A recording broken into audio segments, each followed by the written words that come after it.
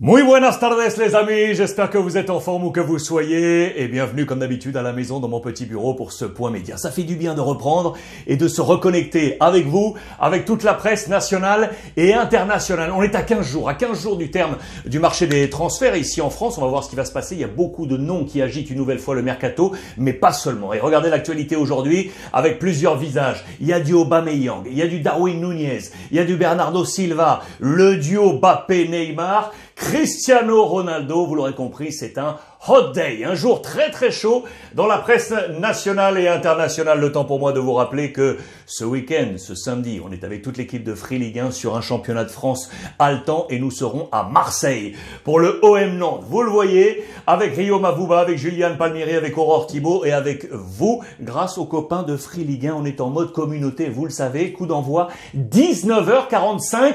Samedi, 19h45, et je compte sur vous. On va ouvrir tout de suite avec un premier visage. Il est assez triste, vous le savez. C'est ce fameux procès à l'encontre de Benjamin Mendy, le défenseur international tricolore de Manchester City.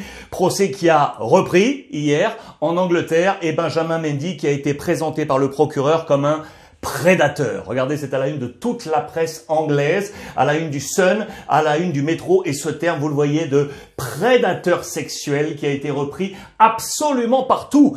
Ce matin, dans les colonnes de l'équipe, notre quotidien national tricolore, avec ce terme de prédateur qui a été repris entre guillemets, et les vulnérables, vous le voyez, le visage fermé de Benjamin Mendy, cette maison où se serait passé l'ensemble de ces faits dénoncés par le procureur. C'est un dossier qui va prendre encore du temps, c'est haletant bien évidemment, et toute la presse britannique est attachée au visage de Benjamin Mendy. Regardez également à la une du Daily Star, ici est toujours ce terme-là de prédateur. Pas seulement en Angleterre, on en vient aux sportifs avec beaucoup de choses. Là, une nouvelle fois, vous l'avez vu avec les visages présentés à la une. Il y a du Darwin Núñez, la valeur forte aujourd'hui de Liverpool, de Jürgen Klopp, avec ce madness, le petit jeu de mots à l'anglaise, normalement des S à la fin. On a mis ce Z de Núñez, exclu avec Liverpool qui laisse traîner des points. Match nul de Liverpool face à Crystal Palace, la formation de Patrick Vieira, un but partout, et Núñez exclu. On va y revenir, vous allez le voir. Et puis ici, regardez,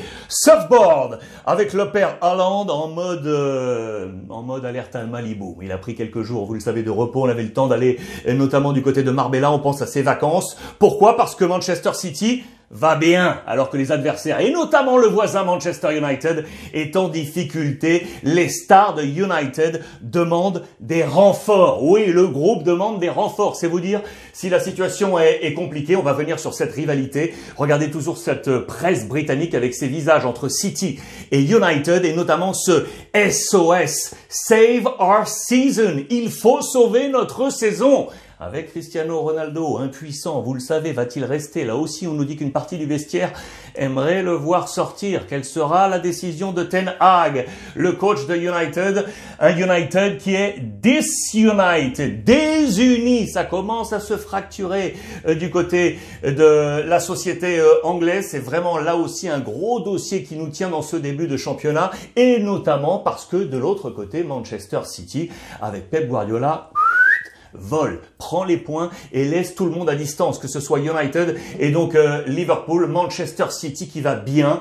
Regardez les presses intérieures avec donc l'élan, ça plane pour Pep Guardiola, plein d'éléments. On va trouver la valeur sûre de Haaland, on va trouver la formule pour avoir un Haaland à 100%, vous l'aurez compris. On est en train de travailler également avec la jeunesse, je pense notamment à tous les jeunes qui sont dans les plans B, C, l'académie de Manchester City, que regarde attentivement Pep Guardiola. On est en train de travailler avec toutes les squads pour amener le maximum de jus. Pourquoi? Parce qu'on a un plan par rapport à la Coupe du Monde. Vous le savez, la saison va être scindée en deux avec l'avant et l'après. Il va y avoir un trou là.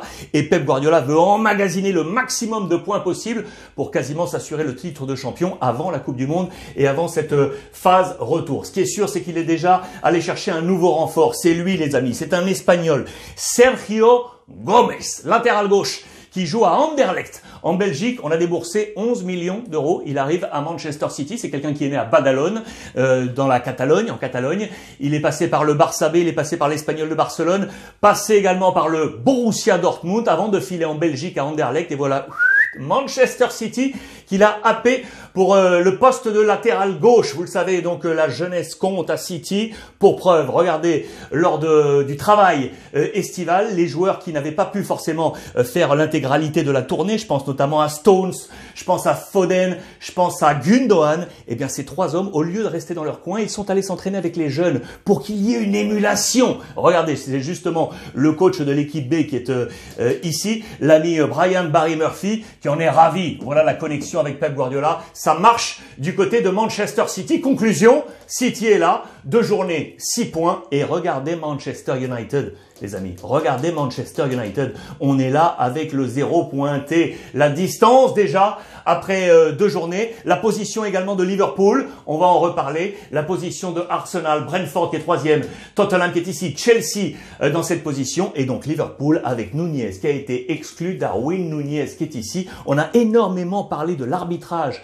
Vous le savez, ce week-end du côté dans l'Angleterre. Pas seulement concernant ce match, on va y revenir, vous l'aurez compris, parce que ça a été l'une des images fortes également à la une du Times. Tenez, je vous fais une petite parenthèse ici. Ça, c'est très intéressant. Je parlais de Manchester United. On nous dit dans les colonnes du Times qu'il ne faut pas tout jeter. Il ne faut pas tout jeter à la poubelle du côté de Manchester United. Et il faut notamment attendre un petit peu avant de se permettre un quelconque jugement sur les recrues. Et on pense notamment à cet homme-là, Lisandro Martinez, le défenseur central qui est arrivé cet été-là à United, et on l'a notamment un peu taillé, entre guillemets, sur sa taille. Il fait 1m75. Mais regardez nos confrères du Times qui ont fait une comparaison avec d'autres illustres défenseurs centraux, Carles Puyol, Cannavaro, Maldini, Ben White qui est également ici, pour montrer qu'il est dans les temps, en tout cas en taille, l'ami Lisandro Martinez, et qu'il ne faut pas faire de comparaison trop hâtive. Il faut attendre, on a confiance du côté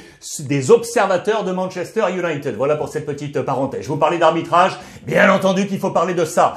L'affrontement qu'il y a eu entre Thomas Tuchel et Antonio Conte dans ce nul entre Chelsea et Tottenham, 2 buts partout. Un homme au milieu de tout ça, c'était Anthony Taylor.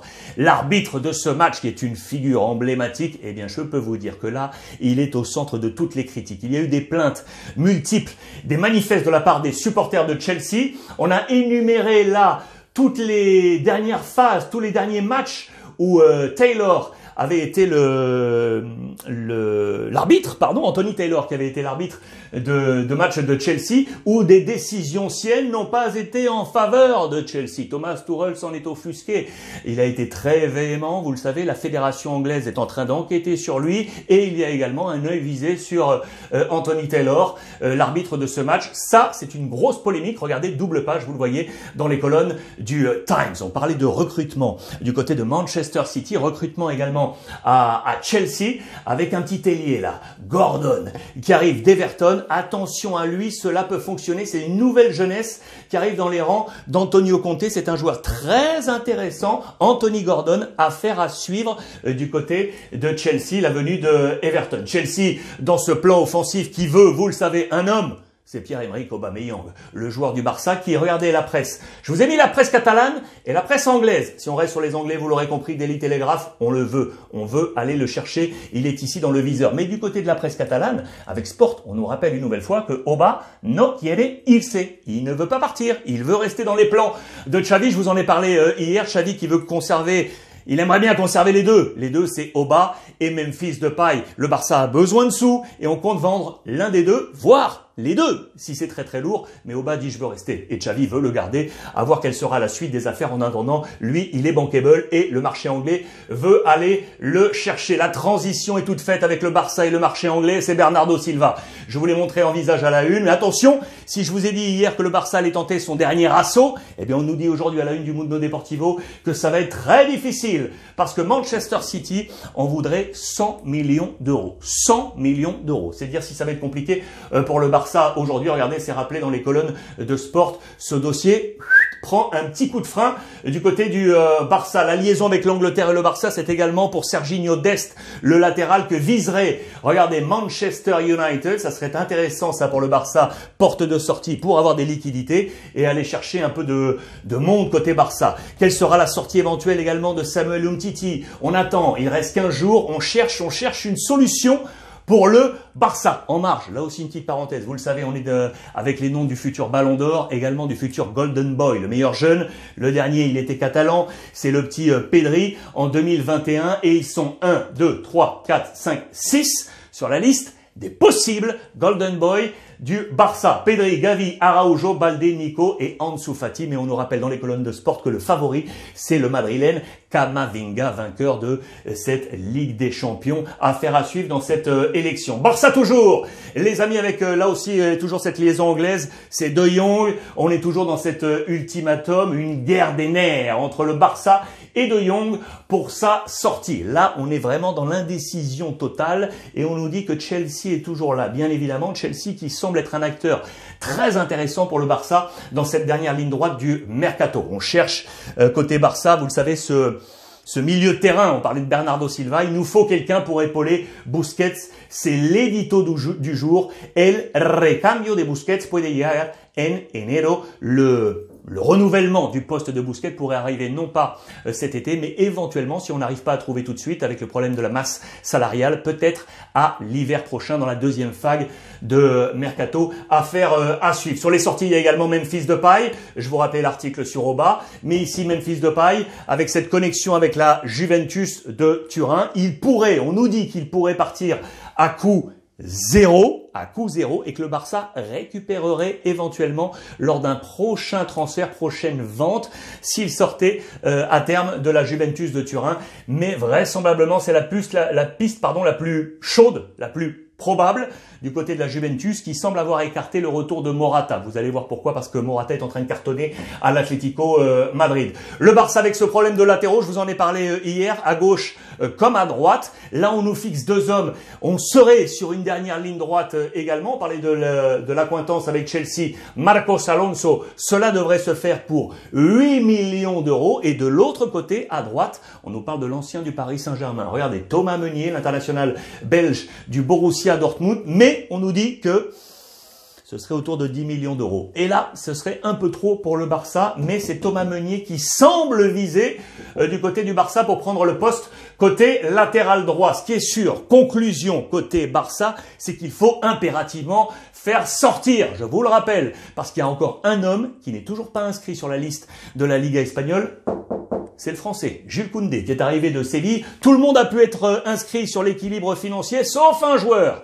Et c'est lui, Jules Koundé, qui patiente et on essaie de trouver les solutions. D'ailleurs, les voix ont été très fortes pour critiquer la politique du Barça dans ses actions et notamment Jürgen Klopp qui a été très très clair, le coach de Liverpool, quand on n'a pas d'argent, on n'achète pas. C'est aussi simple que ça. Voilà la conclusion de l'ami Jürgen Klopp. En parlant de transfert toujours avec l'Espagne, je voulais juste vous montrer ça. Hier, match nul 0-0 entre l'Athletic Bilbao et la formation de Majorque. Pourquoi vous montrez ça? Deux Français, vous allez comprendre. Clément Grenier du côté de Majorque qui a été très très bon dans l'entrejeu. Il est en train de très bien réussir son acclimatation à Majorque. Bravo à lui, c'est à souligner une nouvelle fois. Mais je vous en parle avec un autre Français entre guillemets.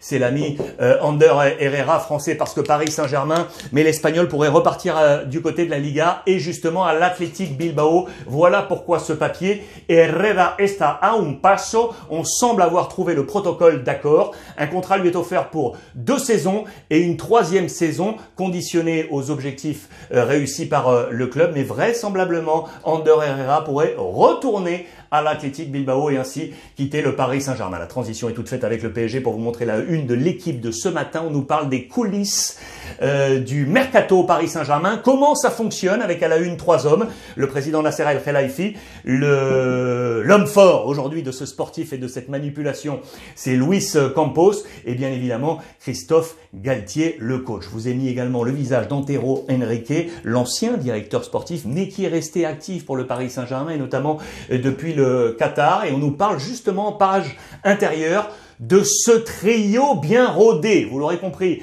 entre Antero, Nasser et Luis Campos. On nous parle très sincèrement d'une position de médiateur entre les deux hommes. Vous l'aurez compris, mais les deux hommes ont leur cahier des charges. Ils s'entendent à la perfection et on nous parle d'Enrique, le multicarte. Beaucoup de choses pour lui et notamment à la recherche de partenaires avec des clubs satellites, comme ce qu'a fait Manchester City, qui a, vous le savez, qui compte bon nombre de clubs satellites. Pourquoi pas le Paris Saint-Germain allait avoir ce même travail. Très bon papier, double page dans les colonnes de l'équipe. Le PSG, évidemment, avec la relation. Ça aussi, on en a parlé depuis le match face à Montpellier. La relation entre ces deux hommes, Mbappé et Neymar. Je t'aime, moi non plus. C'est dans les colonnes du Parisien aujourd'hui en France. Là aussi, je vous conseille ce papier. De l'admiration à la désillusion avec un homme qui a retrouvé son copain Messi, c'est Neymar, et de l'autre, il y a peut-être quelqu'un un peu isolé, Kylian Mbappé. Je vous conseille la lecture avec au milieu de ces deux hommes, Luis Campos, qui les a recadrés dès dimanche dernier. Attention, feuilleton de début de saison. Côté Paris Saint-Germain. On suit avec les informations Real Madrid pour vous montrer quoi? Que l'ami Asensio est dans un labyrinthe sans avoir trouvé la sortie. Pour l'instant, il n'a pas joué le match de Supercoupe d'Europe. 0 minutes face à l'Eintracht Francfort. 0 minutes face à Almeria. Quel sera son avenir? 15 jours pour éventuellement sortir du Real Madrid. Lui devrait rester. Nacho, lui qui est un emblématique, ça fait 21 ans maintenant qu'il est la date de son arrivée au Real Madrid. Si Ancelotti compte bien évidemment sur des hommes forts, là, des Golgoth, avec notamment Rudiger, qui est un concurrent direct à l'ami Nacho, le message lui aurait été passé. Tu es dans la bagarre, on compte sur toi et on va compter sur toi. Nacho devrait rester au Real Madrid. Carlo Ancelotti qui est en train de réaliser des chiffres absolument incroyables avec cette victoire en ouverture du championnat. 177 matchs, vous le voyez, au Real Madrid pour 73,44% de victoire. Il n'y a pas mieux dans l'histoire des entraîneurs du Real Madrid. Vous le voyez ici, Zidane est à la 3e position, Mourinho 2e position.